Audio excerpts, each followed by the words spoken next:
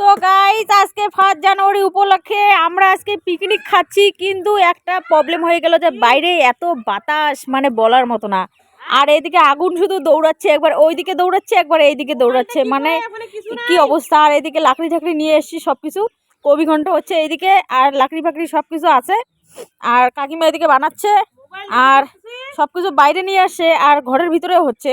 ঘরের ভিতরে মা ওইদিকে মুড়ি ঘন্ট করবে, আর হচ্ছে মাছ ভাজা হচ্ছে ঘরের ভিতরে। এখন বাইরে যে প্রচুর পরিমাণে হাওয়া দিয়েছে, এখন কিভাবে যে বানাবে মানে কিছুই বুঝতে পারছি না। নাকি রান্নাঘরে নিয়ে যাবে? কাকিমাকে বলছি কখন থেকে, চলো রান্নাঘরে নিয়ে চলো।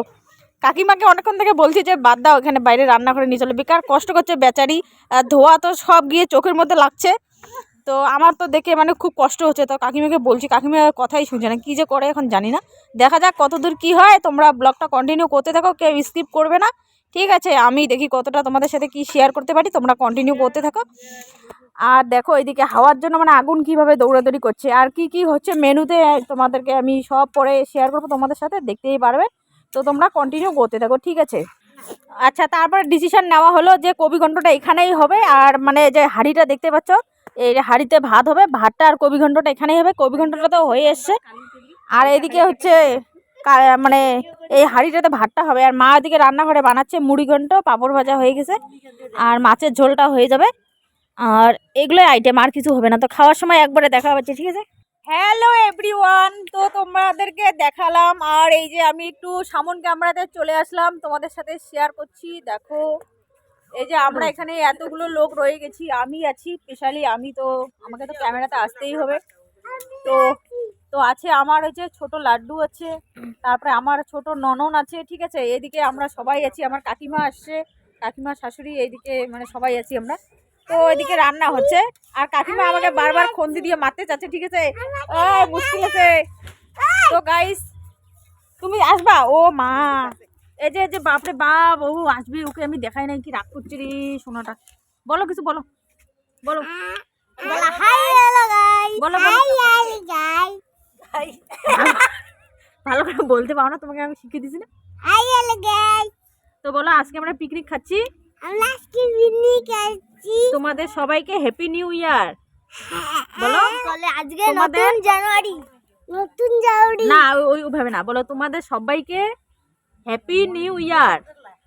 Happy new year. তো হচ্ছে, তো যাই হোক, তো পরে দেখা হচ্ছে। তো তারপরে সবাই বসে পড়েছে খেতে, আর এদিকে আমরা খাবার টাবার দিচ্ছি, ওই আর কি, মানে সবাই একসঙ্গে বসে পড়েছে খেতে। তারপরে আর কি খাওয়া টাওয়া দেওয়া হচ্ছে, সবার খাওয়া মোটামুটি শেষের দিকে। তারপরে আমরা বাকি যারা আছি তারা বসবো।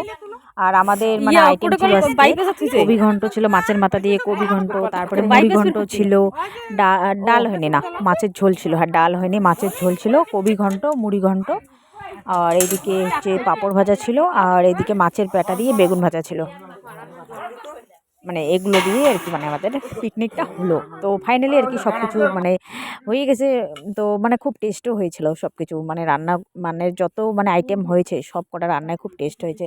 তো তারপরে আমি বসে পড়েছি খেতে। আর এই যে মুড়ি ঘন্ট, কবি ঘন্ট, পাঁপড় ভাজা, আর বেগুন ভাজা মাছের পেটা দিয়ে, আর মাছের ঝোলটা এখন দিবে। তো খাচ্ছি, আর মানে সত্যি খুব আনন্দ হলো, মজা হলো, মানে অনেক কিছুই হলো। মানে কি বলবো, যে মাছের ঝোল নিয়ে এসে এখন খাবো। আর আমাকে মানে আমি বললাম পেটি দিতে, আমাকে আমার পেটি পছন্দ, আমার মানে পেটি খেতে ভালো লাগে। তো যাই হোক, তো কেমন লাগলো ব্লগটা অবশ্যই জানাবে, জানাতে ভুলবে।